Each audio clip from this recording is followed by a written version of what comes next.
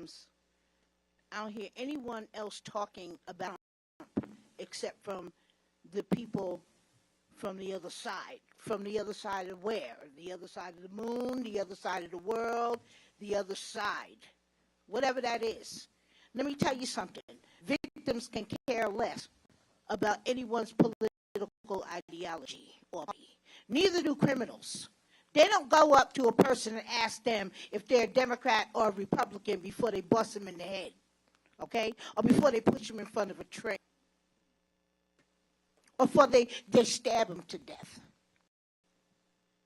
These are real life people that we're dealing with.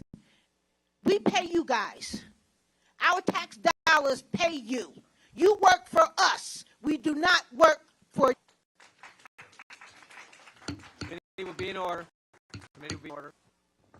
Belongs to the gentleman from Texas. Ms. Brame, I want to thank you again. And while the other side wants you to stop talking, I hope you'll continue well after today. And thank you. I'll yield the balance of my time to the chairman. Well, I was just going to say, Ms. Harrison, are you grandstanding?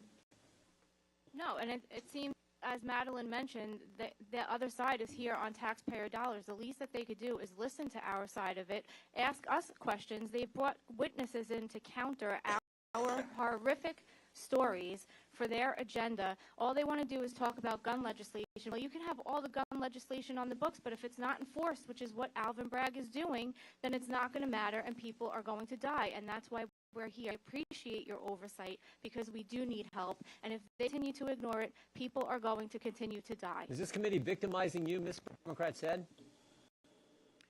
Absolutely not. This committee has given me a platform. Give me a seat at the table to be able to tell my story and raise awareness for victims all over, not just New York City, but all over this country, especially from Philadelphia. Ms. Fisher, if the guns are the problem, why didn't the Democrats fix it? The Democrats have worked hard to pass. Well, they had control. They controlled all the House, all the Senate. They still have the White House. Why didn't they fix it last Congress? We need comprehensive gun violence prevention legislation to be passed, and this Congress has the ability and the capacity to do that. I was in the Congress last session. Mr. Knapp, the can chair, do it they now. tried back. They could have had Congress to go back to Washington and pass strong gun violence prevention legislation. No, I'm going to go to Mr. DiGiacomo. Mr. DiGiacomo, are you grandstanding? Not at all. Honestly, You're I'm here representing the detectives of this great town, right? Absolutely, and very proud of it. I am not here other than to ask for help, that we can't do anything here. Well, if people of the United States Congress can't do anything to help us, we're in a lot of trouble, because there are some powerful people around this table that could help and stop the violence and make the streets safer for the people of New York City and the police officers and detectives that serve them. Thank you. We're here for help. We need help. I thank the gentleman from Texas, and the gentleman yields back. The chair now recognizes the gentlelady from Pennsylvania, Ms. Dean. Thank you, Mr. Chairman. I thank all of the witnesses for being here today. Would the gentlelady yield for a moment? Yes, Mr. Nadler. Thank you. I just want to answer Mr. Jordan's question. Last year, when we were in control, the Democrats in the House passed a very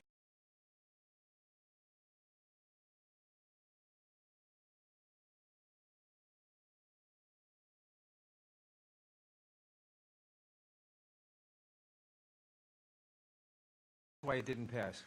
I thank the gentlelady. I yield back. I echo the statistics that were just offered by the ranking member, Mr. Nadler. Democrats have been working to reduce crime, to reduce gun violence, crime, wherever we can. And let me say, everyone, I believe everyone in this room has seen horrific stories, horrific losses of life, the horrific attacks, the anti-Semitic attacks, attack on your son. We have great sympathy. We hear you. You are properly raising your voices. Don't let anything that we have to say indicate that we don't think you should be lifting your voices. But there is an underlying sham going on here. I know you don't like to hear it. Your voices are important, but can be true at the same time. We are not properly here. It is not our jurisdiction to oversee or to interfere with an independent district attorney's office. We are not properly here. This is not our jurisdiction. I wish. None of us are that- asking you to excuse me. interfere. Gentlelady controls the time. It is proper that you raise your voices, but it is hypocritical that we are here. If this committee wants to do something about violence in this country, about the horrific losses of life, do something. Work on legislation with us. This weekend, 2 more mass shootings. Is that calling your attention? Are you up in arms to say, what in God's name can we do to reduce slaughter of our children, your children, our children? It's the 3rd Monday of April, and so far this year, more than 5,000 people have been killed by gun violence. 9,200 caught in the crossfire. Nearly 500 children and teenagers have died because of rampant gun violence. We know that number of families devastated and lives forever altered is even larger. And we're only in the 4th month. None of this is new. Hearing after hearing, one Congress to the next, the numbers keep repeating themselves. More than 200 people a day shot. 40,000 people a year killed by guns. We know all this. Facts are supposed to influence action. Horrifying facts are supposed to elicit a response. Yet my gesturing about violent crime rather than doing something about it. I'm reminded of the character in Succession, the late Logan Roy, said, "You are not serious people. If you are serious about doing something about violence, gun violence, and other violence, please join us." Last Congress, as the ranking member said, the House passed a universal background checks bill. 63% Republican gun owners support it, yet only 8 of my Republican colleagues supported the bill. 102 of them voted against, including every Republican member in this room. Again, not serious people. Assault weapons are the firearm of choice in mass shootings. The Democratic House last Congress voted to ban these weapons of war. Only 2 Republicans out of 211 voted for it. Neither is in this room today. And Senate Republicans were finally motivated to action by the horrific slaughter of babies in Uvalde. Did my Republican colleagues here join? No, not a single one of them voted for the bipartisan Safer Community. Make no mistake, if the concern about addressing violent crime addressed by my Republican colleagues was genuine, there'd be more for us to be talking with you about here. We're only here today because and his colleagues want to make a show of defending a former failed, impeached, crooked president. This is not serious. Violent crime is a grave national issue. It demands serious consideration by legislators who want to make a difference and to save lives. That is reserved for us. I yield the remainder of my time to Mr. Goodman. Can I ask you, why isn't anybody blaming the shooter? You're always blaming guns. Who blames the shooter? They're crazy people. Committee will be in, Mr. Borgen, the committee will be in order. The gentlelady had, I believe, like 8 seconds. And you were yielding to Mr. Goldman? Yes. The gentleman's directed. I want to be very clear to all of you, as reflected in my statements, that we are all very, very concerned about your stories. We are concerned about a prosecutor for 10 years. Victims' rights are, but what we're talking about here is something that the state needs to deal with. The reason why we're saying this is a political theater is that we don't have jurisdiction to do anything about what you're concerned about. So I just want you to understand that. Gentlelady's time has expired. Chair now recognizes the gentleman from Oregon, Mr. Bentz. Pull that real close clip. Thank you, Mr. Chair. Thank you for holding this hearing. Thank you, witnesses, for being here and sharing with us your incredibly challenging stories. A quote, "The justice system's not cooperating." This is a quote from one of the jailers here in your town. "The justice system is just not cooperating. It's getting to a point where you either have to padlock every item that has to be stolen or could be stolen, or you have to fight back. And if you fight back, you take the risk of going to jail for protecting your property." That's one of the reasons we're here. Here's several more, because I've heard a lot of suggestions that we're here for reasons having nothing to do with why I'm here.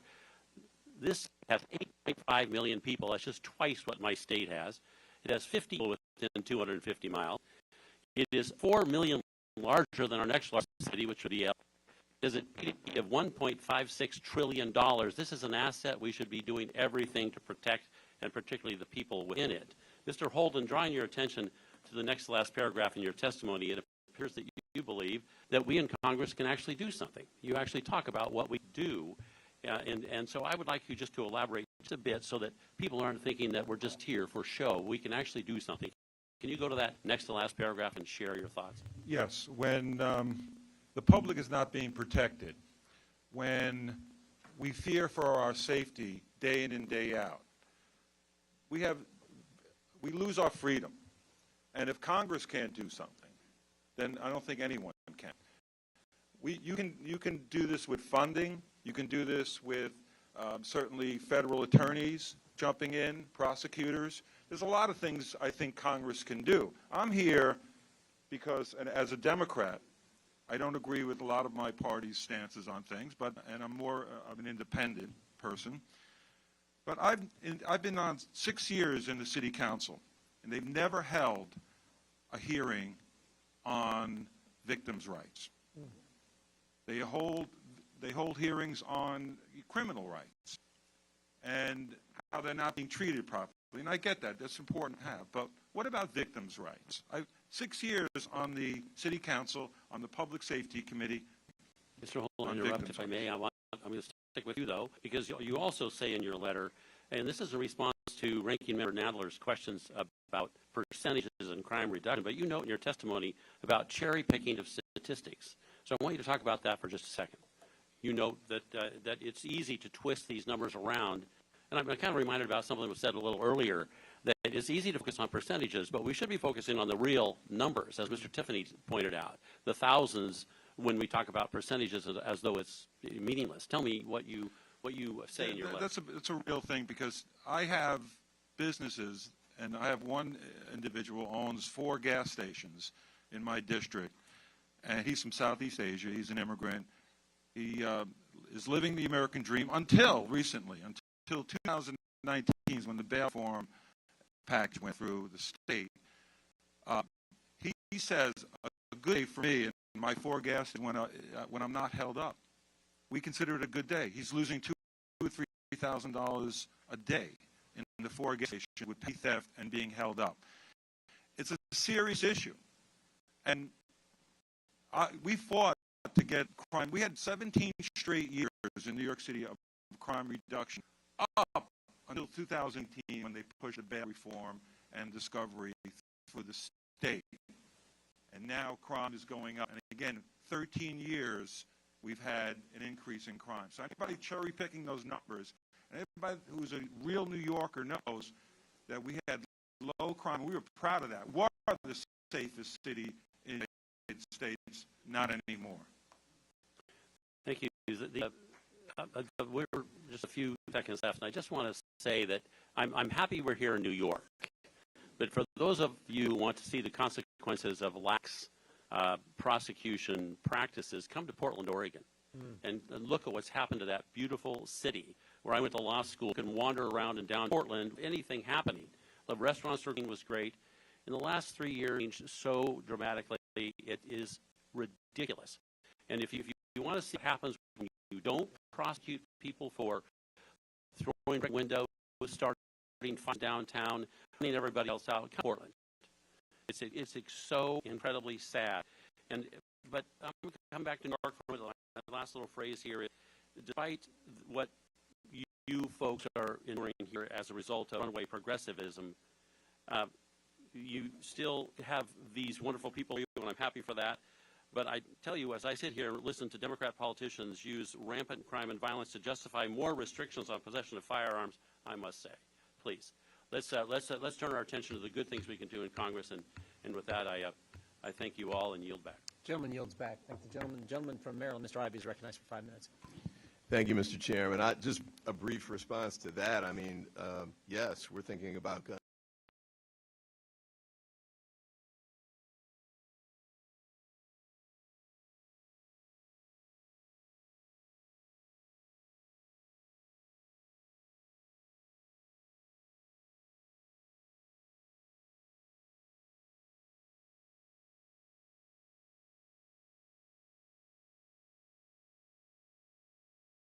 prosecutor for 12 years, 4 as a federal prosecutor, 8 as a local prosecutor in Maryland, which is kind of the birthplace of the victims' rights movement.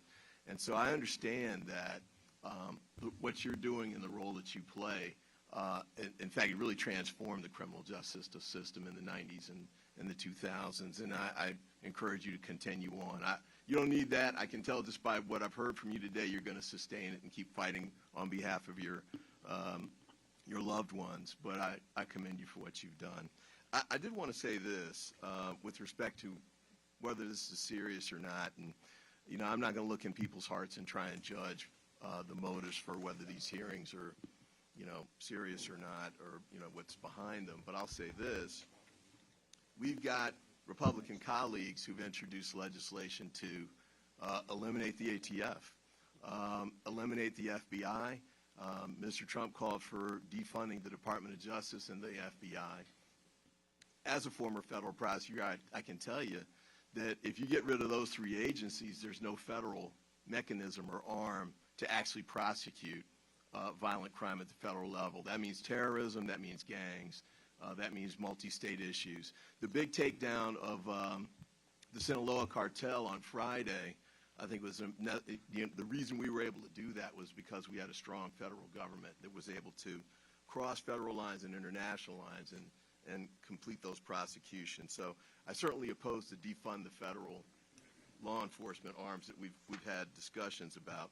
And with respect to the funding in general, I think even at the local level, the federal government can and has been helpful and should be more helpful too from a funding standpoint. I think it's right, we can't really meddle in local prosecutions per se, but funding for victims' rights, for resources, for training, for hiring and retention police officers, because I know police departments are competing now for a shortage of officers.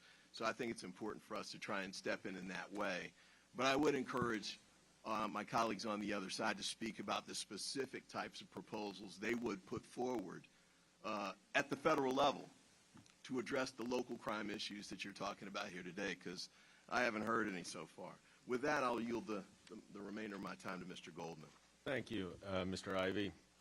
Mr. Borgen, I understand that your son was the victim of an anti-Semitic attack, and I'm terribly sorry to hear this. Anti-Semitism hits all of us, regardless of party. And now that we have recently learned that George Santos, who not only remains in Congress but is announcing his re-election campaign today, is not actually Jewish, the ranking member and I are the only Jewish members from the entire state of New York. And we are deeply concerned about anti-Semitism in New York, which has increased more than 400% in the past 8 years. Now, today we've already heard 2 members of the majority reference what one called the Sorosization of the criminal justice system, which is, of course, a reference to George Soros, a Holocaust survivor who lived the American dream. Many more have said the same.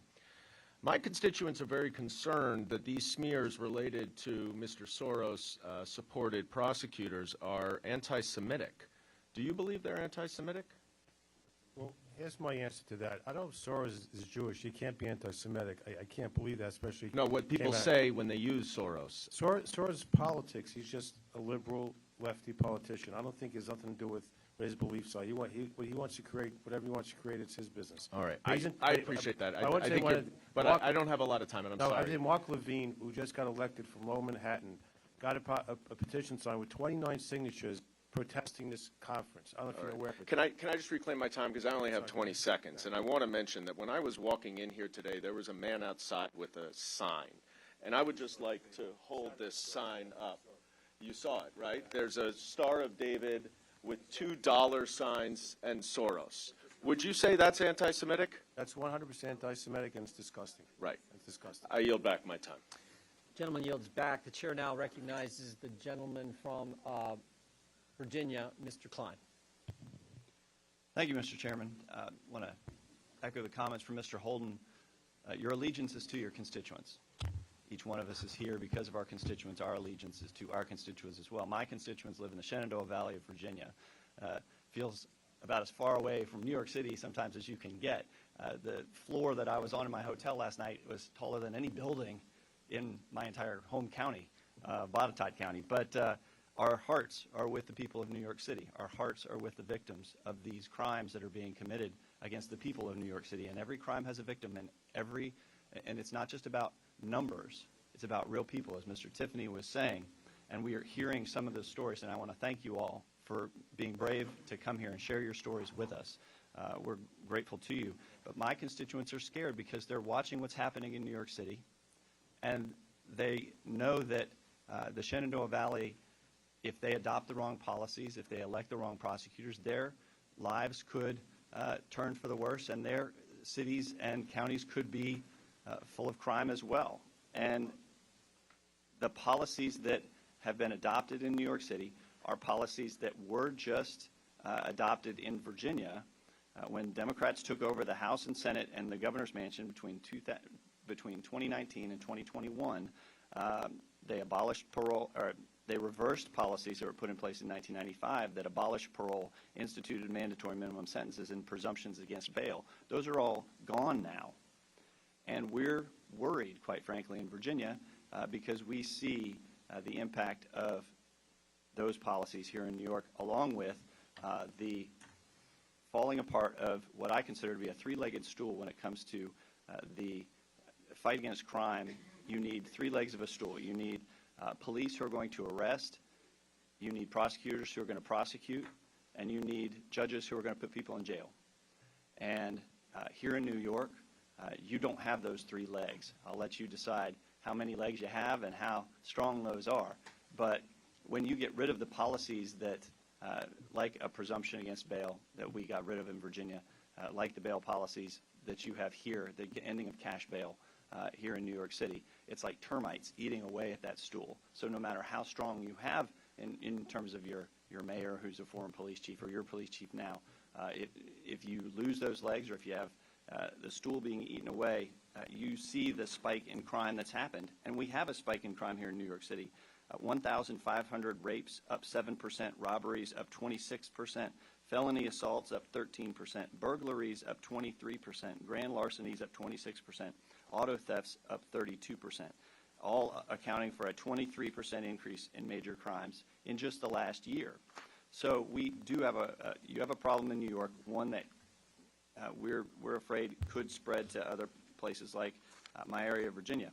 You know, we talked about the use of taxpayer dollars, and Ms. Brame, you talked about the lack of services that you received. And so we inquired about how many taxpayer dollars go to New York City and to Alvin Bragg's office. The DA's office receives $204,730 in federal grant money during the current award period from the Department of Justice's Justice Assistance Grant Program, which is sub-granted to the City of New York, goes toward addressing violent and other felony crimes in our jurisdiction. More interestingly, and more to your point, the DA's office received $583,111 in federal grant money yearly this past year from the Victims of Crime Victim and Witness Assistance Grant Program, which is sub-granted through the New York State Office of Victim Services. Use of these funds is to be used to provide information to victims and their families related to the prosecution of cases and assisting victims with understanding the criminal justice system. Over $500,000 sitting in Alvin Bragg's office to help people like you. Do you feel like you got help from Alvin Bragg as the case was going forward? No, I received no help from his office. Me and my family, we were treated like garbage. You know, I can't describe it any more than, you know, what I have already. You know, it was the most horrific experience that I've ever experienced. It was just bad. Were you alerted when the plea deals were cut for two of those offenders? Were you alerted to those plea deals when they were cut? No. Were you allowed to put a victim's statement into Not record? for Mary Saunders. Not upon her sentencing. For Travis Stewart, I did, and for the other two. But they dismissed those gang assault and those murder indictments behind my back. That's abhorrent and did not do justice to you or to the son that you lost. And Not at all. Apologize. Not at all. I yield back. Gentleman yields back. Before recognizing the gentleman from New York, I see we're joined by one of our other colleagues, the gentlelady from here in New York City, Staten Island, Ms. Malaitakis, thank you for joining us and for your concern about what's happening here. We now recognize, pursuant to the agreement reached with Mr. Nadler's staff, the gentleman from New York for 2.5 minutes. Thank you, Mr. Chairman. Again, and thank you, Mr. Johnson, for giving me some previous time. I want to continue my previous statement. Back in the 80s, late 80s and 90s, this was a tough town. It was tough to live here. Crime was really very violent, and as I said earlier, during that period, I had the opportunity to work for a victim services agency, providing services for crime victims. And I was also the president of the 34th Precinct Community Council. And if that's one thing that I really learned during those 2 decades, was that you cannot really simply talk about crime without talking about guns. You just can't do it, because 80% of the homicides are committed by guns. Now, we're not minimizing the other 20%. They're also equally important. But 80% are committed by guns. This past Easter Sunday, a young man gets shot and killed on 137th Street, not too far where Mr. Alva used to work. Why? A gun. Just this weekend in Alabama, just this weekend, this Saturday, 4 people shot and killed with what? A gun. A shooter in a Louisville bank kills 5 people with who? With what? With a gun. The horrific elementary school shooting in Tennessee that left 6 people killed, including 3 children. With what? With a gun. Some of my colleagues, after that shooting, wore their AR-15 pins on their lapels and tie clips, I think mocking the death of those innocent kids. So a gun is the common denominator in 8 out of 10 homicides. How can we take that away? We cannot do that. We must continue to fight for common sense gun law. And you know why? I'll ask you all that are here today. You want to find out why guns are not being talked about? Follow the money. Follow the money. Go into each and every one of our campaign accounts and figure out who's getting money from the NRA. Just follow the money. That's a phrase that's usually used on a common basis here in New York City. Very simple. Who is the NRA supporting? Gentleman's time has expired. The gentleman yields back. The gentleman from South Carolina, Mr. Fry, is recognized. Thank you, Mr. Chairman. I want to thank you for holding this hearing today in one of the most iconic cities in the world, New York City. I want to especially thank the witnesses, the victims, for your bravery today. It is not easy to come here to talk about this in the public square, but thank you for doing that. When people think of the United States, they think of this city, as was talked about earlier. If you can make it here, you can make it anywhere, but underneath all of those twinkling lights, something is not right in New York City. Shootings in Times Square, robberies in broad daylight, stabbings on the subway. I got into a cab yesterday, and the gentleman who was driving had been doing it for 25 years, and without knowing who I was or why I was here, he proceeded to talk about the city. He said, "This city has changed." And I asked what he meant by that. And he immediately started talking about the crime. It's gotten so bad. It's out of control. This, unfortunately, is what we get in Joe Biden's America and Alvin Bragg's New York City. Good people of New York, we hear you. We are here in New York today because we want to hear from you. And we hope that your local leaders start to listen to you as well. When the hearing was first noticed, the district released a statement that we were coming to the, and I quote, safest big city in America, and that this hearing was a political stunt. Another real political stunt?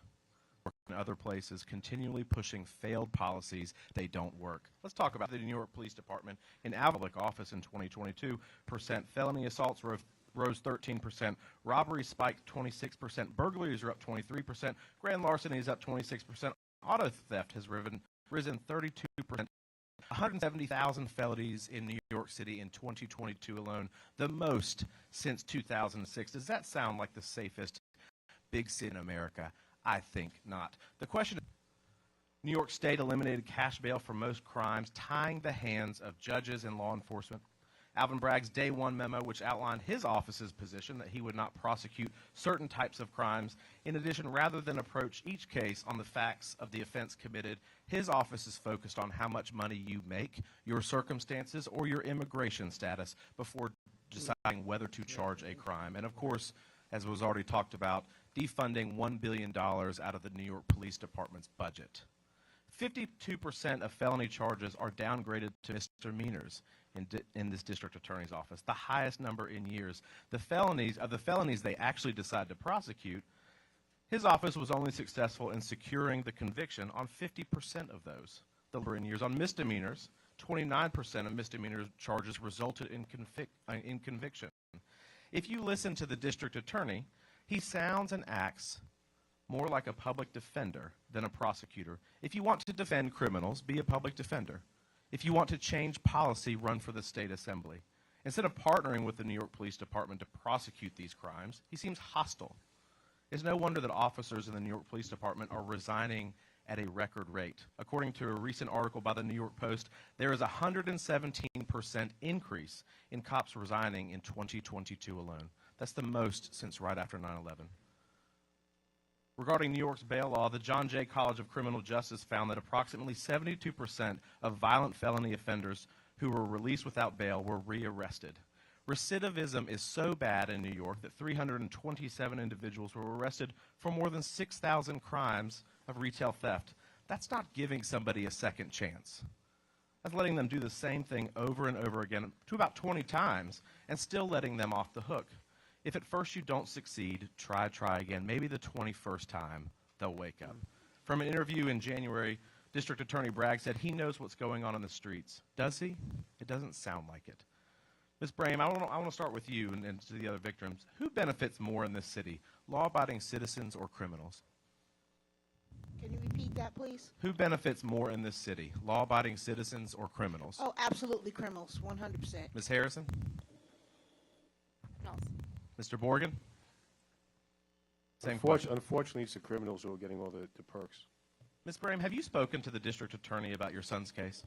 Absolutely not. No response. If you could speak to him today about it, what would you say?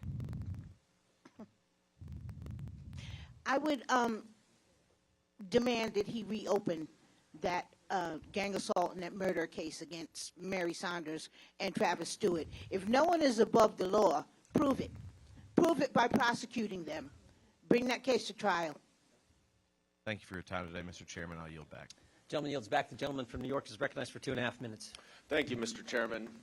Ms. Brame, you said earlier that you are only hearing about Donald Trump from one side and not the other.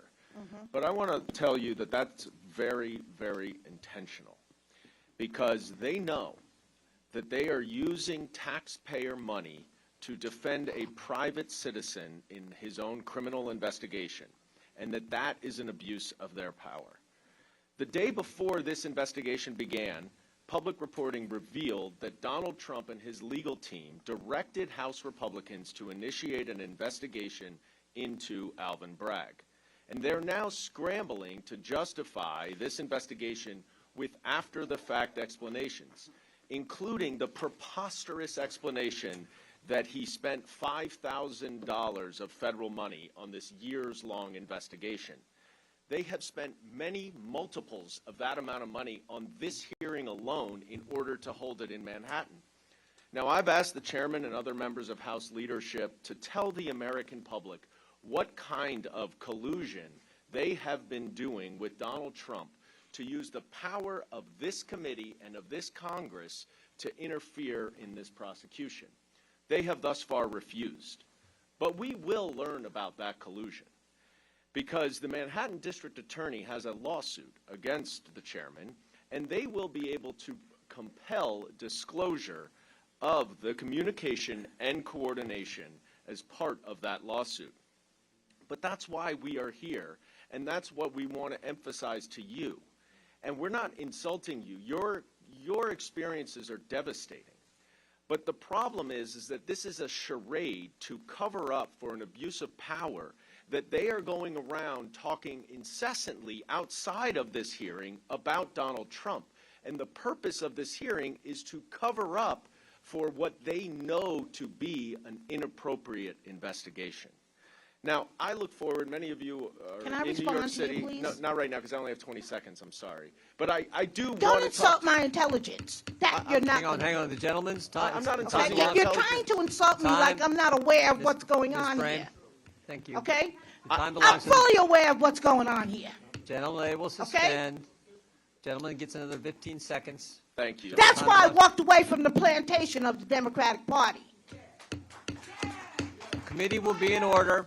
Ms. Brame, what I was about to say is that as a representative of this city, I look forward to working with you, with Ms. Harrison, Mr. Holden, Mr. Borgen, all of you who are involved and engaged in our criminal justice system, because as I said, and my colleagues have referenced, Gentleman's time we has do expired. have a problem, not Gentleman's only time- in New York City, but around the country. Gentleman's time So has hopefully expired. we can Gentleman work yields together back. to reach real solutions, not charades like from, this. And I yield Gentlelady back. from New York, Ms. Stefanik, is recognized for 5 minutes.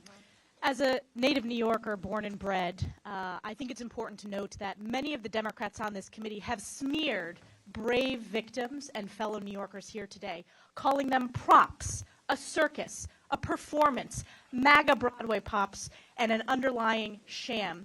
What have Republicans focused on? We've focused on giving victims a voice. We've focused on crimes.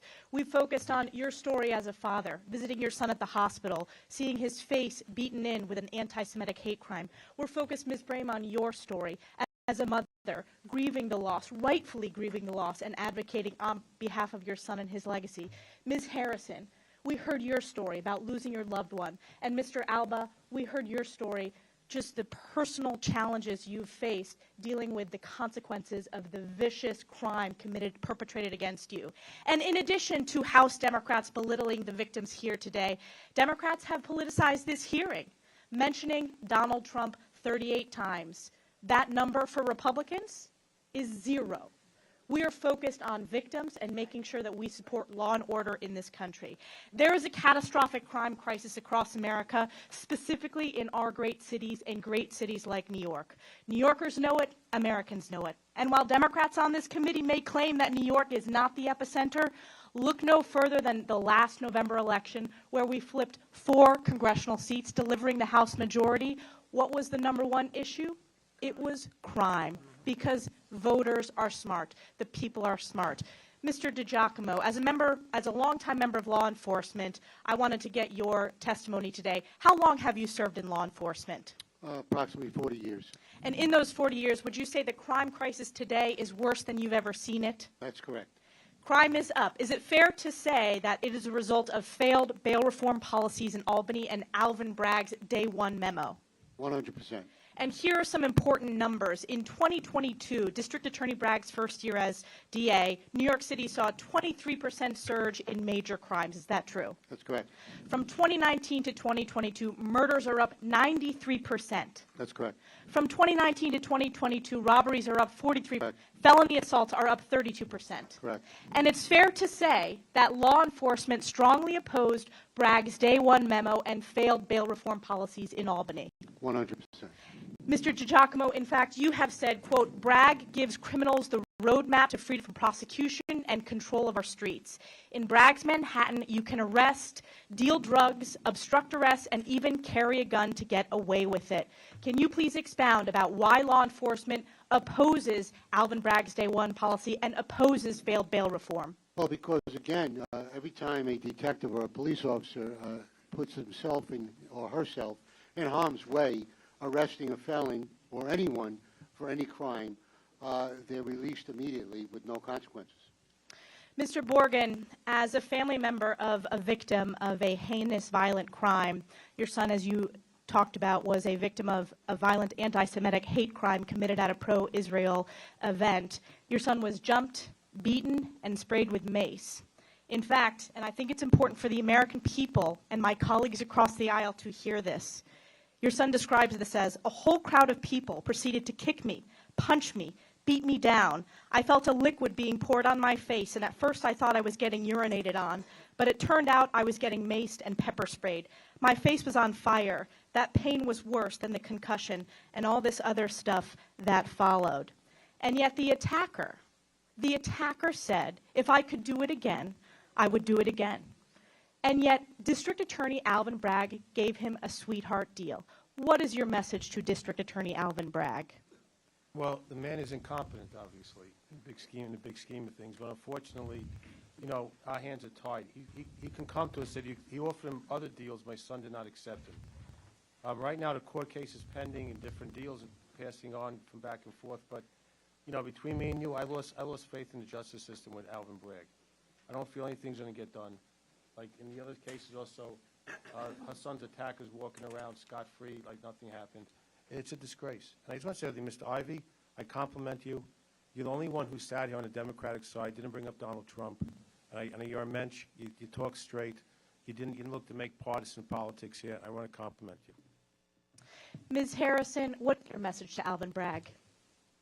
I'm a walking example of not ever being whole 18 years after losing a loved one under horrific circumstances and not seeing justice. My life will never, ever be complete without Kevin, and knowing that the murderers' families are walking free, spending Christmases and Easters with their family is it's beyond comprehension.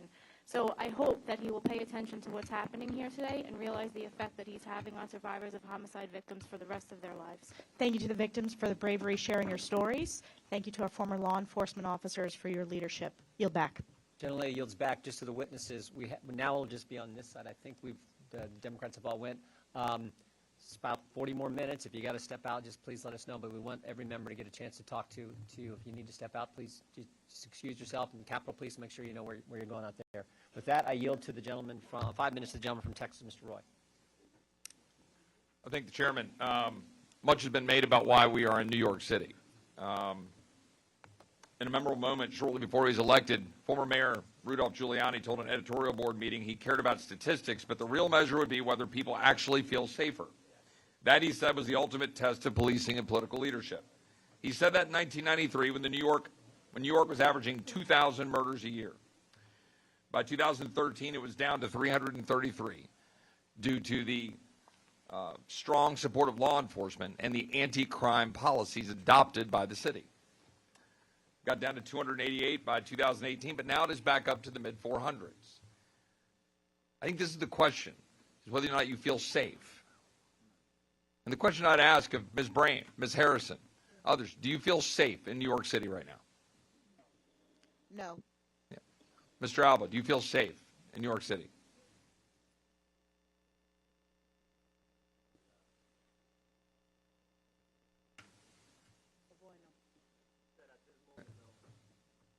Right.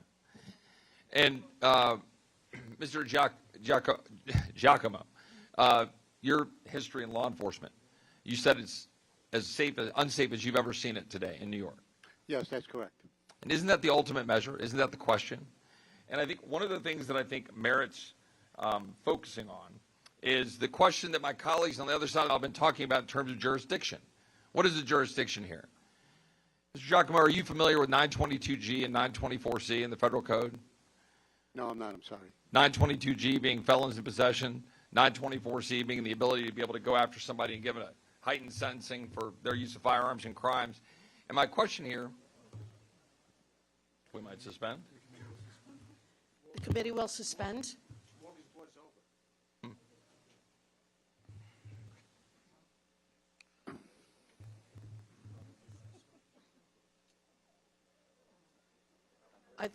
The gentleman is recognized to continue. All right, so we're back on. 922G and 924C, these are federal crimes, right? And they're federal crimes that we have programs like Project Safe Neighborhoods that work with local law enforcement, where we have the United States Attorney's Office in coordination to try to combat crime and the use of firearms in crimes. Now, I suppose we could go through and look at the laundry list of legislation that my colleagues on the other side of the aisle have introduced to repeal said federal laws, that these federal laws should not exist. Now, we want to have a debate about federalism about that. Happy to have it. But we're not doing that, are we? Because that's not what this is about. It's about show. The fact is we do have federal laws on the books to go after criminal misuse of firearms, but they're not being enforced. And they're also not being enforced at the local level. Those are the facts. And the facts are we're letting criminals out of jail. If you look at the data is clear. the average criminal has 11 prior arrests, 5 criminal convictions. 77% have We 5 need the plus crowd to be quiet, please. Thank you. 5 plus prior arrests. 74% have prior violent arrests. 30% have prior arrests for guns and weapon offenses. Even though these individuals have lengthy criminal records, 52% served a year or less. 60% are rearrested within 2 years of release. The fact is, we have a recidivism problem, and we have now gone down the road of decarceration. Hundreds of thousands of criminals have been released. Just since 2020, the incarcerated population is down about 300,000, when it was 2.1 million, which, by the way, was pretty far down from the levels when we had the safest numbers and the safest streets in the city. But this isn't about some libertarian worldview of letting out a few potheads who are allegedly rotting in jail. 88% of prisoners are incarcerated in the state systems for murder, rape, robbery, and assault. It's responsible for most of those sentences. A mere 14% are in custody primarily for narcotics offenses, and the vast majority of these are felony trafficking crimes and misdemeanor possession. My question is for you, Mr. Giacomo, is do you think that we have a problem with the gun issue, or do you think we have a problem with letting criminals out on the streets? Well, the criminals are being let out at an alarming rate. And I just want to make it clear here that the guns, I'm speaking for New York City, the guns that are being used here in New York City are illegal guns. Yeah. They're illegal guns that are brought here into New York City and being used to victimize the people. And are they being prosecuted heavily by the DA here? No, they're not. Right. And isn't that the problem? That is a major problem. And are they being prosecuted in coordination with the United States Attorney's Office using 922G and 924C to prosecute it? Not that I'm aware of, no. Right. And isn't that fundamentally the problem? Correct. Question I have, my colleagues on the side of the aisle mentioned former President Trump a number of times. I would just ask, was it former President Trump, Ms. Brame, that killed your son? No. Ms. Harrison, was it former President Trump that killed your loved ones? No. Was it former President Trump that stabbed Mr. Alba? Was it former President Trump that prosecuted Mr. Alba and prosecuted him for defending himself? No. I yield back. The chair recognizes the representative from Texas, Mr. Niels. Thank you, Chairwoman. All right. Check, check.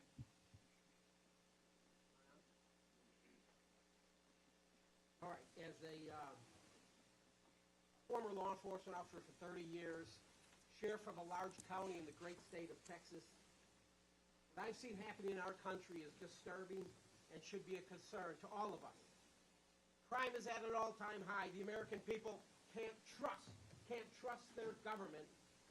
And the left wants to defund the police because law enforcement shootings where police acted inappropriately, those officers were rightly charged and sentenced. What we saw in 2020 with rioting across our country, led to numerous attacks on law enforcement and citizens with hundreds of millions of dollars in damage to buildings. The left will rally their troops, they'll rally them, they'll get them all together in the name of social justice, but little is being made of the hundreds of victims of crime in Chicago and New York and other large cities run by liberals, because the victims and suspects of those crimes are predominantly black, and in those cases, black lives don't matter. Right. They don't matter. Shame on them. And the dishonest media. The dishonest media is the greatest threat, folks. You in the back. You are the greatest threats to this country. And we've seen it, and the American people know it. Most people on the left, if not in this room, you've heard of Eric Gardner. I'm sure you've heard of him. You've heard of George Floyd. You've heard of Trayvon Martin, Michael Brown. You've heard of all those names. But what about the hundreds of innocent victims in Chicago, Philadelphia, Baltimore? You'll never hear their names. You'll never hear them named. Shameful. If you've watched the news lately, it's no shocker. Alvin Bragg likes to prosecute. He's even a fan of increasing misdemeanors to felonies for certain individuals he don't like. Some of those individuals, he said, he's the greatest danger to our country. Mr. Bragg, I hope you're watching. I hope you're watching today, sir. You're a disgrace. You're a danger to this country, and I will do everything I can in my power to hold you accountable. Your job, Mr. Bragg, is to protect the residents here in Manhattan and decreasing felonies to misdemeanors. Decreasing felonies to misdemeanors and is dangerous and places the victim last. Mr. Kessler, I'll start with you. You work for Senator Schumer and other members on crime policy. That's great. So I want to get your perspective on this Day One memo. You're familiar? You familiar with this? I am not. You're not familiar with this Day One memo, and you come here today? I should provide you a copy. According to the Manhattan DA, the aim of the Day One memo is to reduce Manhattan's over-incarceration issue and to deliver safety and fairness for all.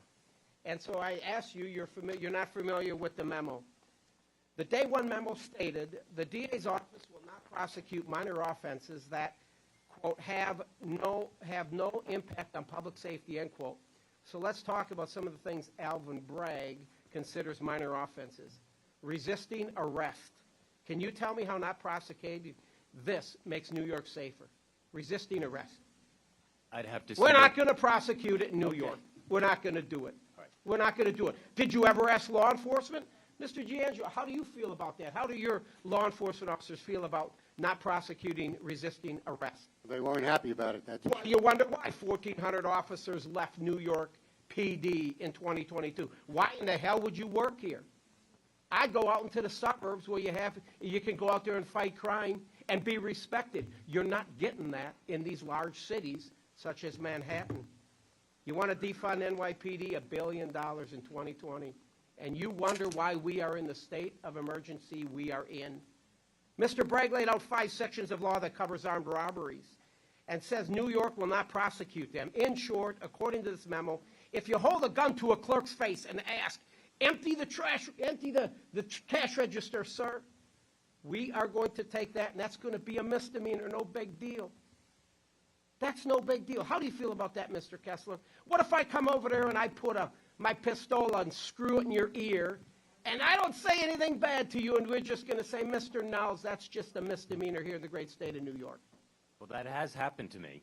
Well, sad, isn't it? How'd you feel about that? I was pretty scared. Pretty scared. Yes. But we're going to consider that a misdemeanor here in New York. It's unacceptable. It's disgraceful. And I wish I had more time. Thank you. The chair recognizes the congressman from Wisconsin, Mr. Fitzgerald. Thank you, Madam Chair. Pretrial release decisions. New York state law requires an annual report of pretrial release decisions made by New York City courts. The latest data released in September of 2022 shows that statistics of pretrial release granted to individuals across all categories of offense between 2019 and 2021. Here's a few takeaways from that. Since New York City repealed cash bail for certain nonviolent felonies in 2019, the instances of imposing bail have decreased across all categories of offense, including violent felonies. Release was granted in more than 75% of nonviolent felony cases in 2021, and of those released, 40% went on to commit another crime within 180 days, with 10% of those being violent felonies. In those cases where bail was actually set, which in 2021 was about 12,000 cases, more than 3,700 of those had bail set at $1. I wanted to highlight those statistics for a couple of reasons. The first is to show that weak bail policies in New York City do, in fact, have an effect on violent crime. Thousands of violent felony offenders are being released under their own reconnaissance, or in some cases, like I said, for $1. And then within 6 months, are back in front of the same judge. And then the second is to say that the pretrial release statistics play an important role in helping the public and Congress, actually, understand whether a state's bail policies are contributing to a spike in violent crime.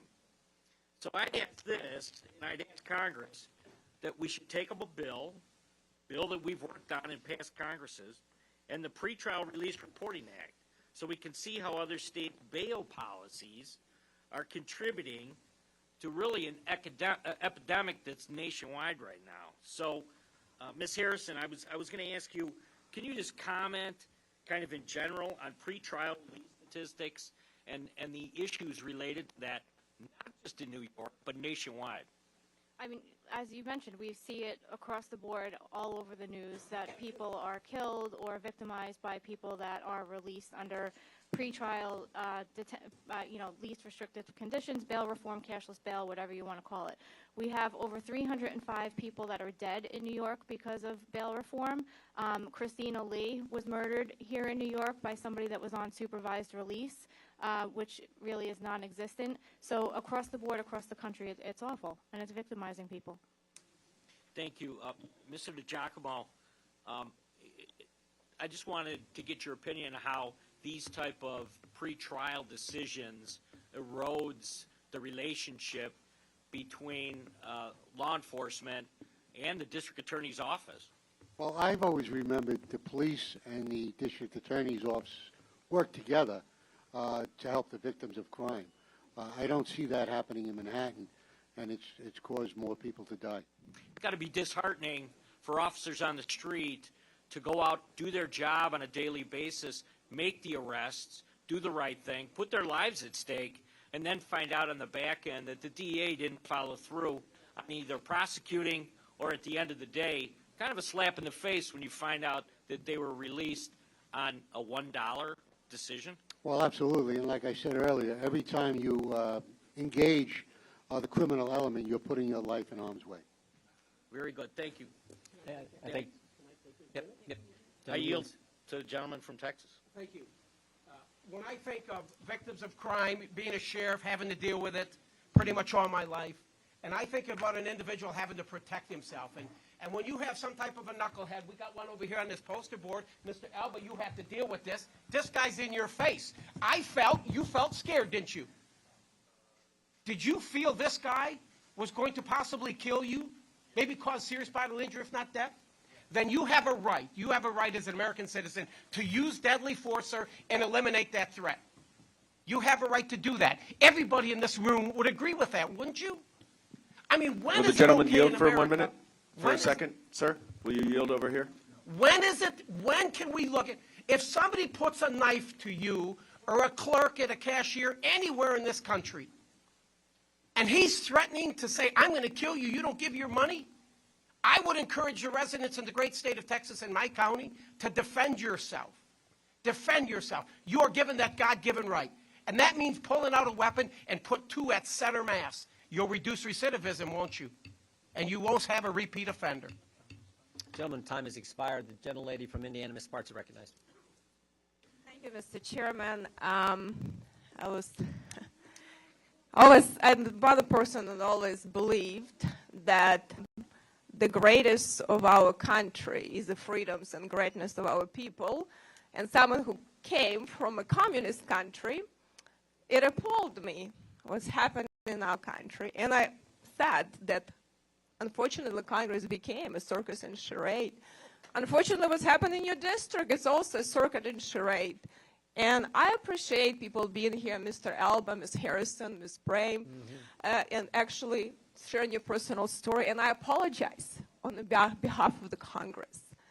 I also appreciate Mr. Holden sitting here and actually willing to challenge your own party. I actually do it quite a lot. And a lot of people in your party don't have that strength, and I hope we can see more of that. You know, on the way here, one of my constituents texted me. We had police officer suicide. We had police officer killed in the district last year. We have a serious problem with our criminal justice system. Our government is set up to protect people's rights to life, liberty, and property, and it's not doing it. People play in politics, and it is one of the core functions, and this committee has that function. So I appreciate Mr. Chairman actually having field hearing. I actually appreciate my Democrat colleagues showed up this time, because I hope we'll do more. Because the city of Indianapolis has higher murder rates than the city of Chicago, and we have a Democrat prosecutor. He is not enforcing the crime. the laws. And what the problem is what we have right now, and I actually agree with Mr. Goldman and Lovgren about jurisdiction. It's a challenge. I want to hear what we can do, what we shouldn't be doing, and I hope we will have more discussion about jurisdiction because we're overreaching significantly on the states' rights. And a former state senator, I have a huge problem with that. I also agree with, at least appreciate Mr. Alvis said, you know what, it's all about gun control. At least he's honest, okay? Not like do all these talking points. Like I was listening to TV this morning.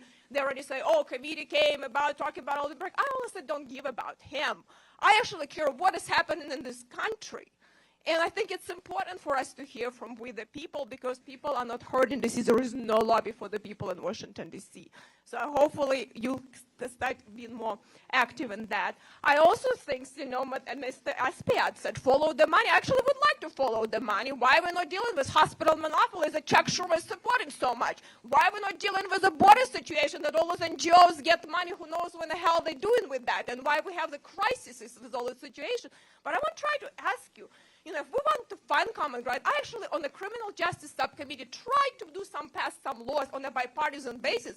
But is there any in your party except gun control? I know that, Ms. Fisher, you mentioned about, the safe storage and everything. I just don't see anything how I am and my kids are going to be safer if I lock up my guns. I just feel, actually, as a female, I feel not as safe.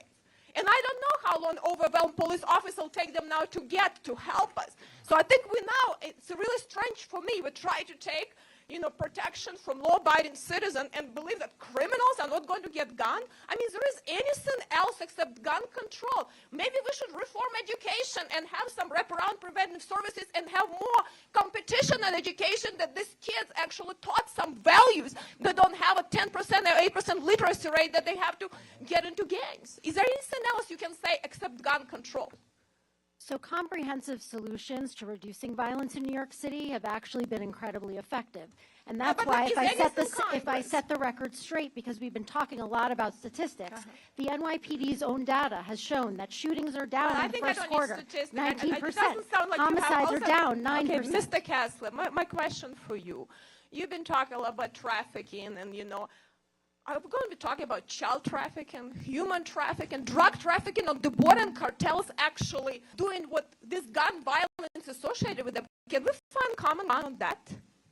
Let me try to. I mean, is cartel not a problem? Can you tell me the trafficking of guns done by Mexican cartels that now is subsidized with taxpayers' money? Is it not a problem? Can we find a common ground on that? Perhaps. So if I. But let's talk about that. I mean, why cannot we talk about that? If I could just have 30 seconds to Okay. answer.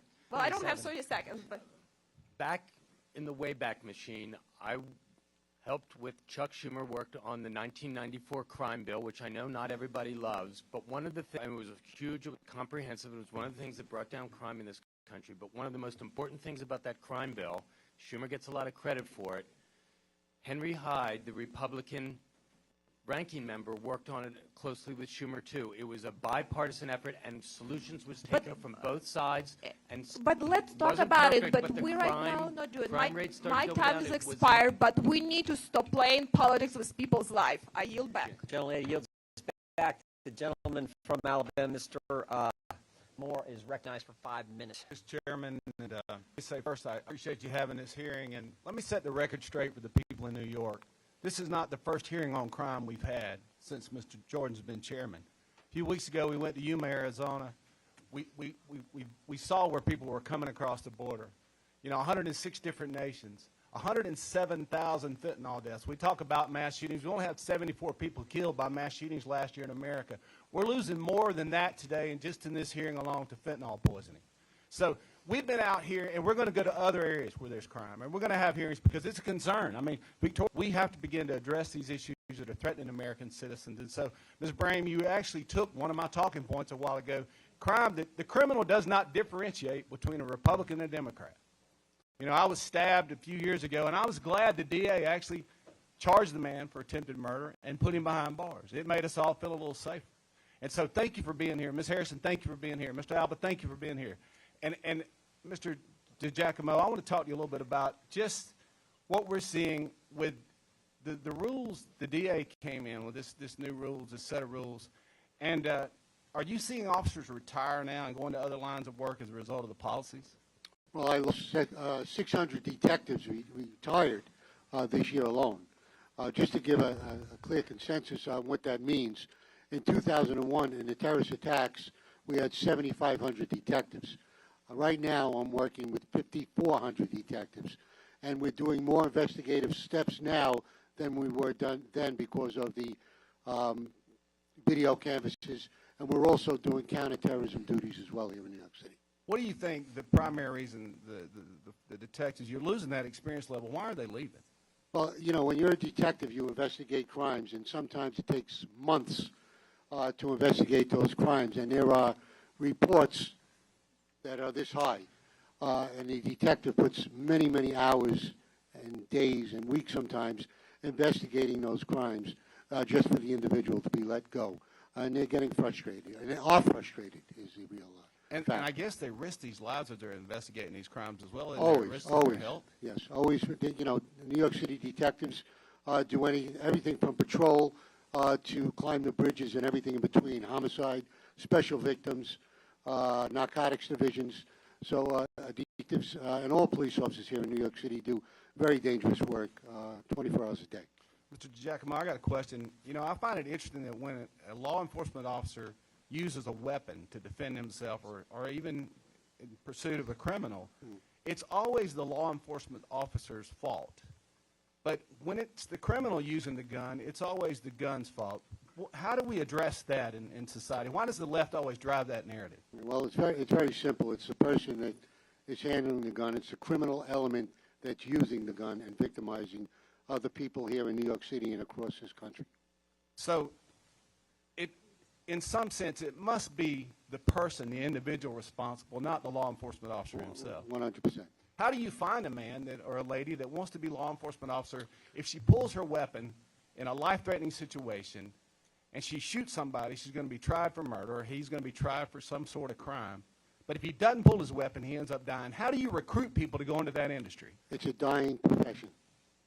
That's, you know, it's scary for me, for our society in general, if we cannot recruit good law enforcement officers, and they're crucified by the left and the media when they act to save themselves or their partners' lives. And if I may, yes, please. There's no profession, at least here in New York City, that has more oversight than the New York City Police Department. There are about 10 levels of oversight, and no one else has that level of oversight like the New York City Police Department. And, you know, it's typically in society, and this is for, you know, all folks in blue cities or any other cities, you know, often they want to disarm citizens. And they say, well, call the police. If you have an intruder, call the police. And then at the same time, they're defunding the police. What kind of situation, Ms. Harrison, does that put society in when you can't defend yourself? A horrible situation, and at the same time, in the name of ending mass incarceration, as they like to gaslight everybody with, they're releasing very violent recidivists with no oversight because they're removing any kind of parole supervision, bail supervision. So we do need to be able to defend ourselves in some way, shape, or form. Is that weapon, I mean, my daughters have concealed carry permits. It's the equalizer, correct? For a lady who's being attacked by an assailant who's much bigger, much heavier, much stronger, does it not equalize the playing field? I believe it does. Thank you. With that, I'll yield back, Mr. Chairman. Thank the gentleman. Witnesses, we just got a few more, but these are very important members, great people, and we're going to go now with the gentlelady from Wyoming, Ms. Hageman. Thank you. Thank you for everyone for being here. I represent the state of Wyoming. There are 560,000 people in my state. I grew up outside of a town of 350 people. I currently live in our largest city of 60,000 people. I want you to know, Mr. Alba, Ms. Harrison, Ms. Brame, Mr. Bergen, we pay a lot of attention to what goes on here. We know about you. When I read about your situation, Mr. Alba, and what happened to you the next day after it happened, I prayed for you. I prayed for your family. As I read the testimony that you have provided to us today, it makes my heart break to know that you, as family members, have gone through something so devastating. But to make it even worse, our criminal justice system has treated you so poorly since you have gone through these things. I will tell you, it has been interesting to listen to you talk about your loved ones, talk about the fear that you faced with this situation, Mr. Alba, the loss that you're still suffering from 18 years later after losing your loved one. how much love you have for your son, how much love you have for your son and your family and your community. And I do want you to know that we're not here for grandstanding. We're not here for anything other than the fact that we're recognizing that across the country there is a sickness pervading our communities that is destroying who and what we are. And it's not just about guns. I watched you, Ms. Fisher, as you secretly smiled at some of the Congress members on the other side, as people on our side talked about the gun issue. I understand you believe that it is an inanimate object that somehow can create or cause the mass shootings, that it's not the individual. One of the things that has struck me today is that as we talk about these mass shootings, nobody has talked about the drugs that these people were on. Nobody has talked about the psychology of this. We just had a woman shoot and kill 3 young children and 3 teachers, and yet no one has talked about what kind of drugs she may have been taking, what kind of psychosis she was suffering from. Clearly she was suffering from a psychosis. She claimed that she was a boy when she was a girl. We have to be looking at those kinds of things. It's not the guns. It's what we're teaching in school. It's the rot in our culture. It is the fact that we are losing our society because we're unwilling to recognize that there is evil, and when there's evil, we need to address it. When someone does something to your family members that is illegal, we need to take them off the streets. We don't need to try to figure out what may have happened in their background. If they've done something, if they've stabbed a beautiful young man as they did your son, they need to be taken off the street and they need to be punished. We need to protect our law-abiding citizens, and we need to protect our communities.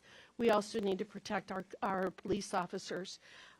Mr. DiGiacomo, the thing that has struck me as I listened to the testimony is the fear that I have, and you were just speaking with it a moment ago with my colleague, Mr. Moore, about the impact that this is having on our law enforcement officers. And you said something that was extremely jarring, which is it's a dying profession. And what that means is we're heading toward anarchy and lawlessness. When I was driving in last night from the airport, what struck me as I drove down the streets of this city that I love, I've spent a lot of time in New York City. Coming from Wyoming, I love this city. But what I started seeing out the window was almost an escape from New York feel. We don't want our big cities to die. We don't want to lose the culture that we have here. We in Wyoming love New York. We love Portland. We love Austin, Texas. We love these places. They're part of our culture and the fabric of our society. But we have to address the fact that there are people who are willing to kill and stab and hurt other people. And it is the responsibility of our law enforcement and our prosecutors to make sure that they can't hurt anyone else. With that, I want to tell you there have been many times today that you've been called victims, and I don't see you as victims. I see you as very, very brave people for being willing to come in here today and tell your story and make sure that everybody in this country knows your names and knows the names of your family members. With that, I yield back. Well said. Gentleman from Texas, Mr. Hunt, is recognized. I cannot thank you all enough for being here. Thank you for sharing your lives with us. Thank you for sharing your stories. I greatly appreciate it. And being from Texas, it's an honor to be in your presence. In the 90s, mid to late 90s, New York City was considered one of the safest cities in America. When I was at West Point from 2000 to 2004, I took that train down here many a day. Had a pretty good time in this city, and I felt relatively safe when I did just that. But while Alvin Bragg is a Manhattan district attorney, his policies are not isolated to this borough. His pro-criminal policies are just an example of what Soros-funded district attorneys are implementing across our great nation. Their ideology is responsible for the death, rape, and robbery of innocent people across America, and it is disproportionately impacting poor black and brown people. In Democrat-run cities across America, criminals are given deference and victims are left to fend for themselves, as you have articulated today. Why do these Soros-funded district attorneys put criminals first and victims last? It's what they believe. It's who they are. Our cities are crumbling around us. Criminals are running rampant, and that's because district attorneys in San Francisco, Los Angeles, Chicago, and even my home city of Houston are advocating for pro-criminal policies. And Alvin Bragg fits this profile in my humble opinion. Let's talk about Alvin Bragg. He's a woke, progressive district attorney with no different than any other progressive DA in our country right now. He was elected as a Manhattan DA in 2021. His policies should not be surprising, given that he was heavily supported by Black Lives Matter PAC that was directly funded by George Soros. In fact, George Soros donated $1 million to that PAC less than a week after endorsing Bragg. Under the guise of helping people of color, he causes them more harm with his pro-criminal policies. Since Bragg has taken office, New York City residents are worried about increasing threats of violence. Do you know who doesn't have to worry about violence? Alvin Bragg. Bragg is surrounded by men with guns every single day. But if you're a regular New Yorker coming home late at night on the subway, you may be robbed, stabbed, raped, or even pushed in front of a train.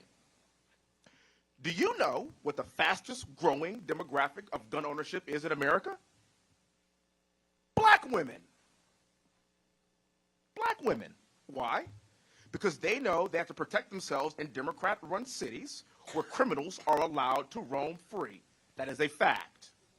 Now, many of my colleagues on the left like to say that our justice system is two-tiered, that it favors the powerful and connected at the expense of poor people of color. But in Bragg's office, there's a two-tier justice system. It's criminals first and victims second, especially victims of color. We have an opportunity to vote out DAs just like this, to make people that look like me and you, ma'am, safer. Let me take it one step further. Not just people that look like you and me.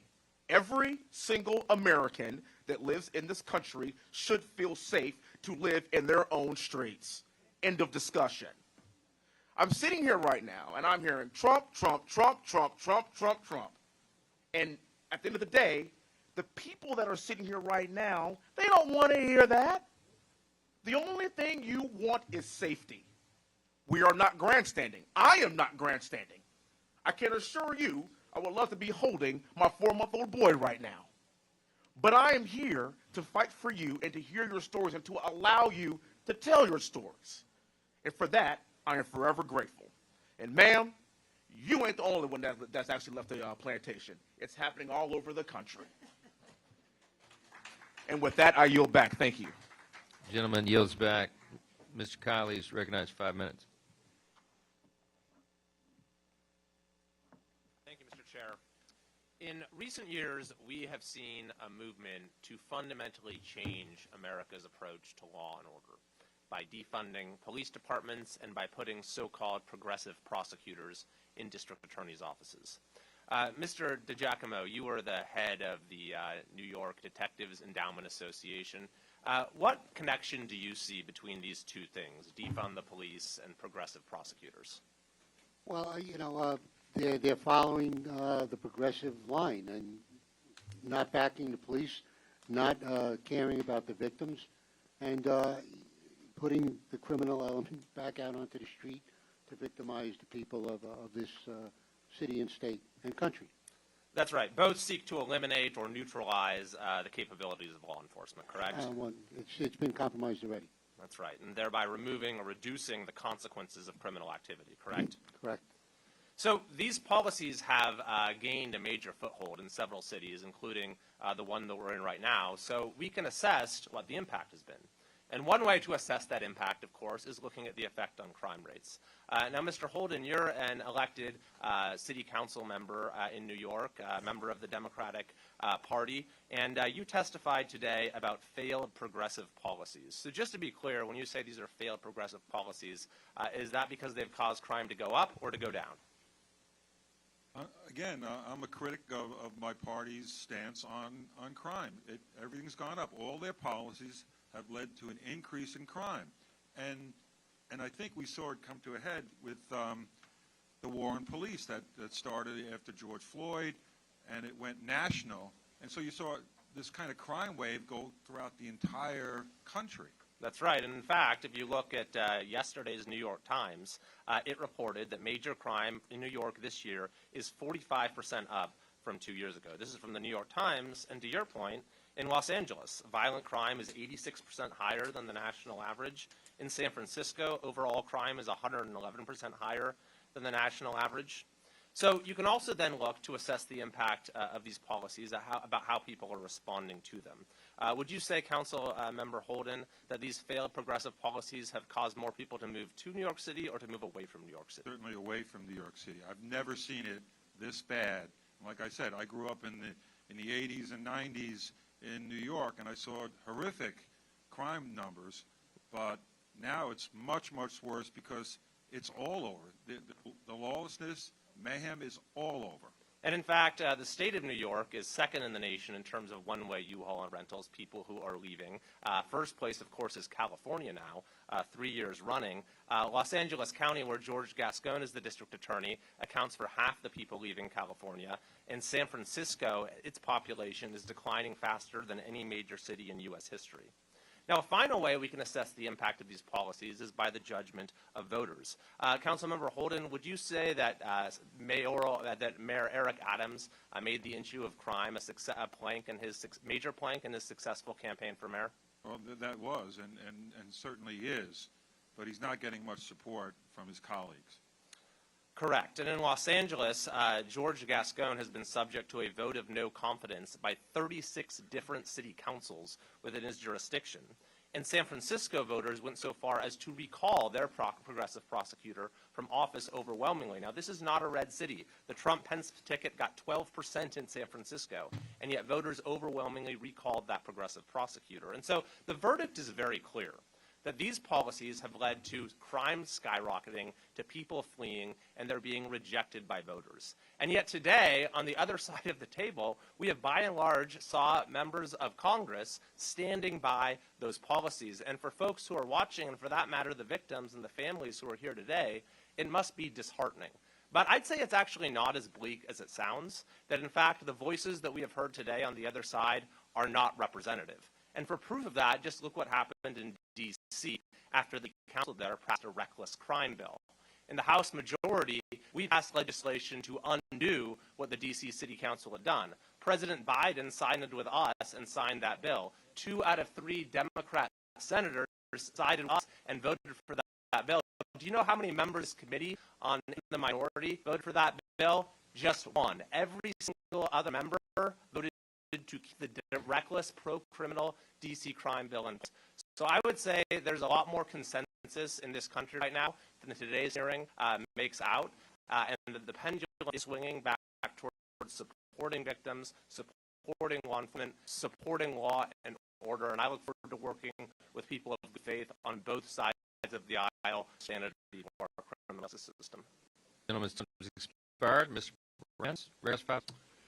Thank you, Mr. Chair. There's a greatness in America that has often been reflected over the history of our nation by the greatness in some of our largest cities, New York City, like Philadelphia, like a couple cities in my state, Austin and Houston, to name a few.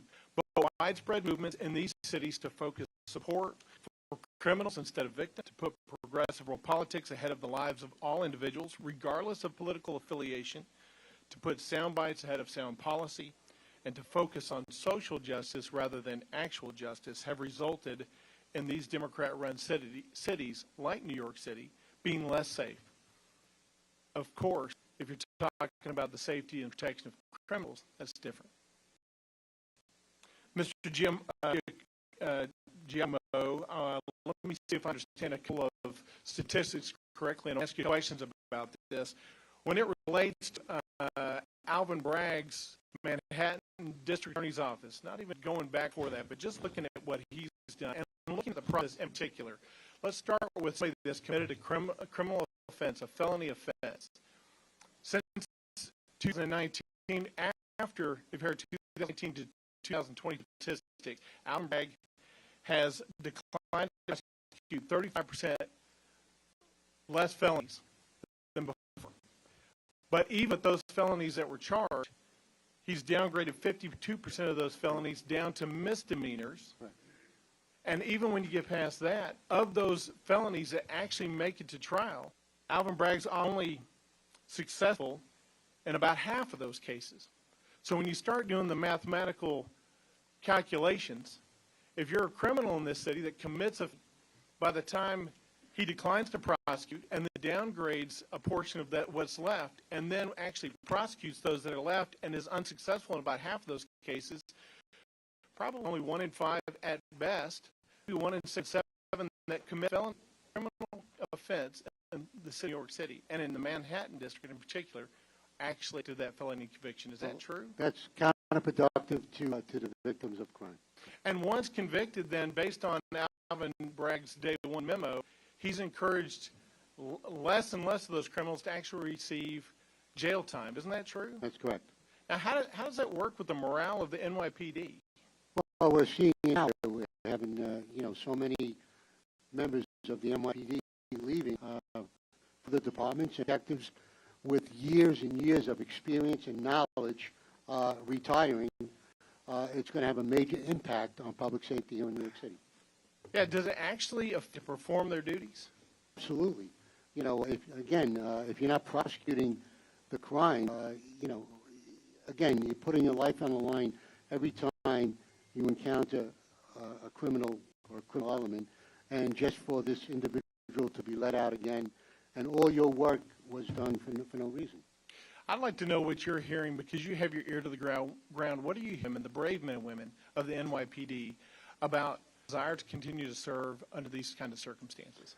It's policing here in New York City is difficult. I've seen it in 40 years. It's almost impossible for these young cops and old and detectives to do their job effectively, because you don't have a clear understanding and working relationship with the district attorney's office. Does it affect their job and their ability to perform their job that about half of those actually charged with felonies are out without any bail at all, awaiting trial, and only about half are in? Well, it breaks the morale, and it breaks our desire to serve and protect the people of the city. Do you see oftentimes when these that have committed felonies are awaiting trial are actually out there committing more felonies while they're in their pretrial state? That's the sad part about it. They're out again visiting the people of the city. And, excuse me, the morale in the NYPD is lower. One of the things you mentioned in your testimony, your written testimony, is about juvenile offenders. Mm-hmm. Talk about juvenile offenders under Alvin Bragg's district attorney's office, whether or not they're committing, whether or not they are incentivized to be part of gangs more than they were before. Well, it used to be 2% of the crimes in New York City. It's now double digits. And they're committing more crimes, carrying more firearms because they know there are no consequences.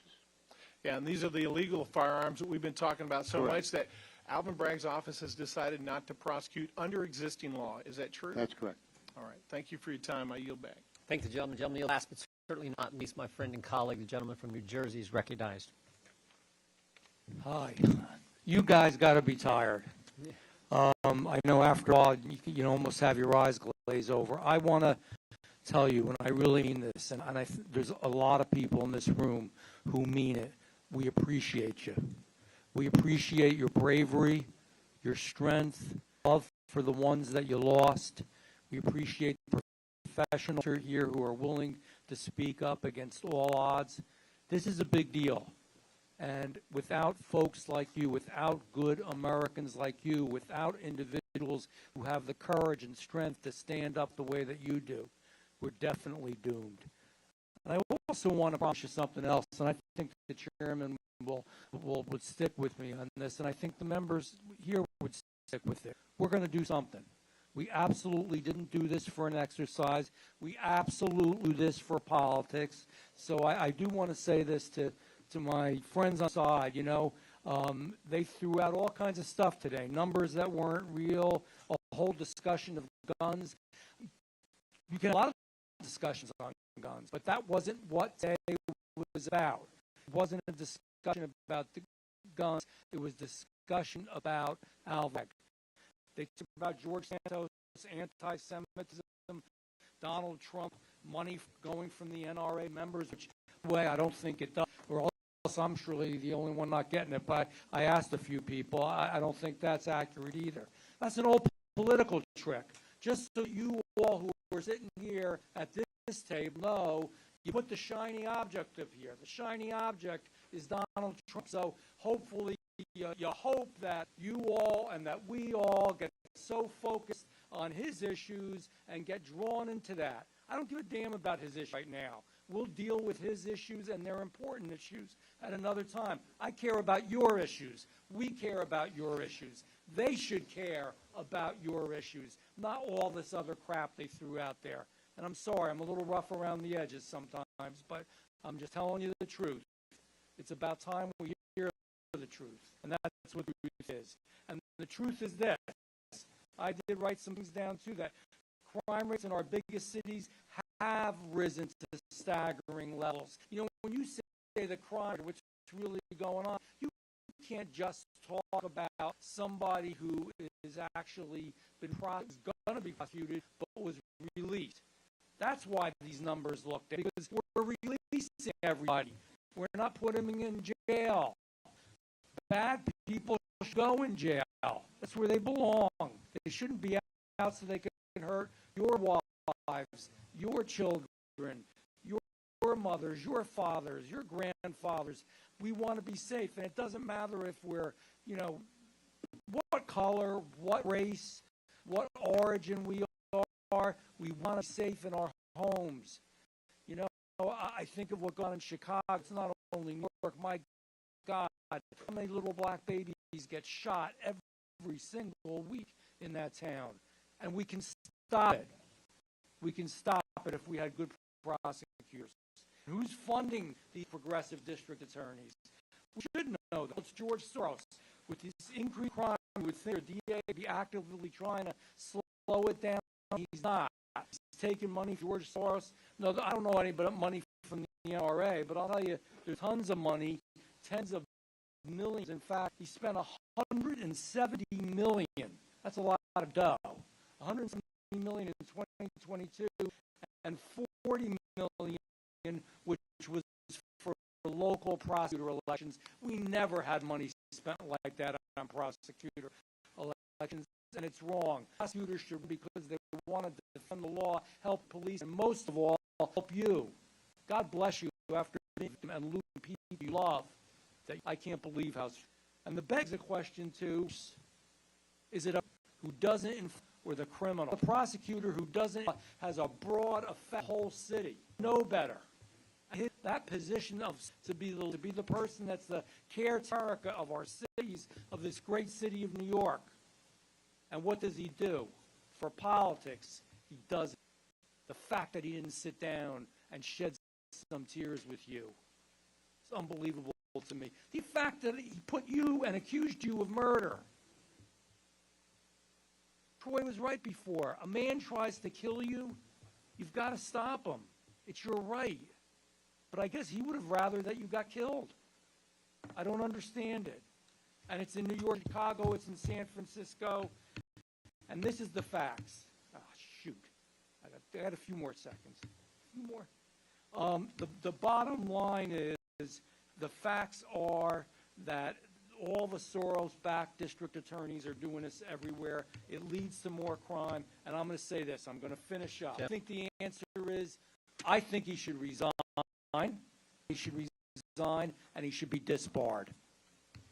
Gentlemen's time has expired. I want to. This concludes our hearing today. I want to thank our witnesses. I've been in Congress a while, not quite as long as Mr. Nadler, but I've been there a while, and I don't know if I've ever been a part of a hearing with more powerful witnesses telling your story. So thank you for your courage. Thank you for your patience, for being here. God bless you all. And that without objection, all members will have 5 legislative days to submit additional written questions for the witnesses or additional materials. Now, without objection, the hearing is adjourned.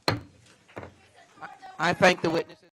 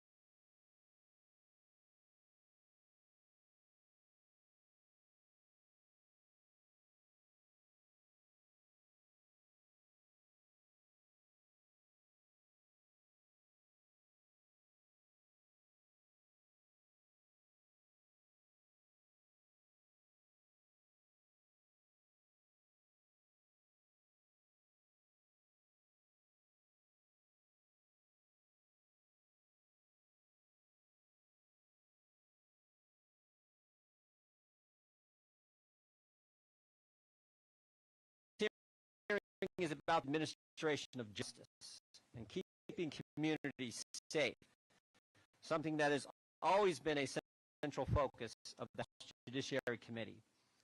Our witnesses today have felt the effects of crime up close and personal. They've been victimized by a justice system that cares more about political correctness than punishing criminals who've harmed them and harmed their family. We thank them for being here and sharing their story. Their stories are emblematic of a city that's lost its way when it comes to fighting a crime and upholding the law. As we all know, fairness under the law is a bedrock principle of American democracy. In this country, justice is supposed to be blind, regardless of race, religion, or creed. However, here in Manhattan, the scales of justice are weighed down by politics. The district attorney justice isn't blind. It's about looking for opportunities to advance a political agenda, a radical political agenda. Rather than enforcing the law, the DA is using his office to do the bidding of left-wing campaign funders. He's taken a soft-on-crime approach to the real criminals. One of Mr.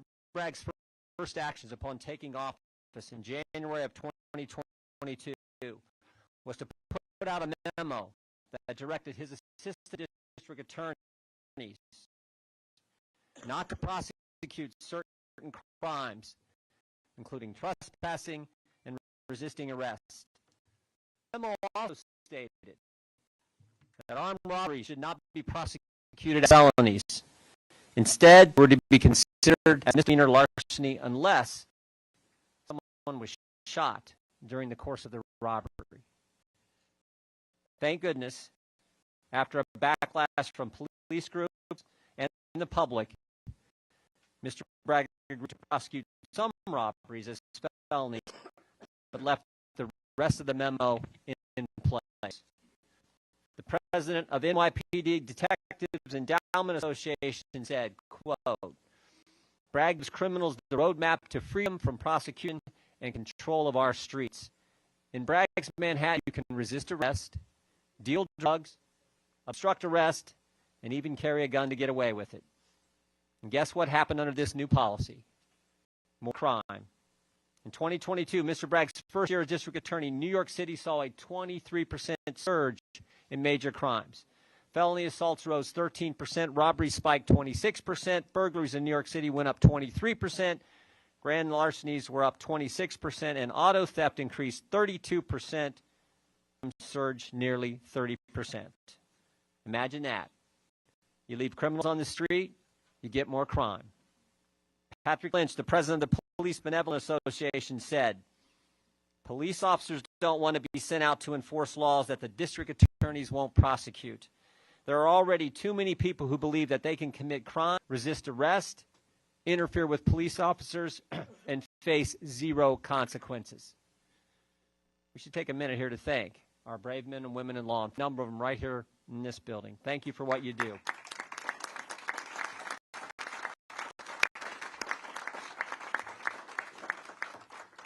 In the last few years, police have been villainized and harassed by the left and even defunded. These men and women put their lives on the line every day, every single day, and they deserve our deepest gratitude. But that's not what they're getting from left-wing district attorneys here and around the country. Police do their job. They do the hard work. They go out on the street. They catch the bad guys, and the DAs don't do theirs. Don't do their job. Instead, let bad guys run the street. As we'll hear today, repeat offenders are plaguing New York City. On April 6, 2023, NYPD Commissioner Sewell said, "Recidivism is the undertow pulling against everything we're doing to keep our city safe. It is counterproductive to public safety and, frankly, is a perpetual carousel of police resources." Astonishingly, Sewell said that 327 individuals were arrested more than 6,000 times for retail theft. Think about that. 327 individuals responsible for six retail thefts, what we used to call stealing, taking someone else's property. Each person arrested on average 20 times. We wouldn't have had that problem if they'd arrested them and kept them in jail after the first, the second, or maybe even the 19th time. Average of 20 times. Given the record of crime, the record level of crime, our plan this Congress has been to include field hearings in some of our greatest cities to analyze and highlight how soft on crime policies hurt families, hurt communities, hurt small business owners. We believe it's important to hear from victims and their families who simply want to share their stories, hoping that it will help create change so other families don't have to suffer like they did. What better place to start than New York City, where videos of violent, senseless attacks appear almost daily, and where Manhattan earned a reputation for caring more about the perpetrators of crime than the victims. Thanks again to all our witnesses for being here, and thanks to the NYPD, Capitol Police, and the Federal Protective Services for all they do to keep people safe. And now recognize the ranking member, Mr. Nadler, for an opening statement. Thank you, Mr. Chairman. Let me be very clear. We are here today for one reason only. The chairman is doing the bidding of Donald Trump. Committee Republicans are in this hearing to intimidate and deter the duly elected district attorney in Manhattan from doing the work his constituents elected to. They have demanded access to the inner workings of an ongoing criminal case, information to which they know they are not entitled. They have subpoenaed witnesses to work district attorney whom they know cannot answer questions, and they have earned a lawsuit that risks future congressional oversight as a result. They have perpetuated the anti-Semitic racist tropes that Trump has directed at both the prosecutor and the judge in this case. They are using their public offices and the resources of this committee to their political patron, Donald Trump. It is an outrageous abuse of power.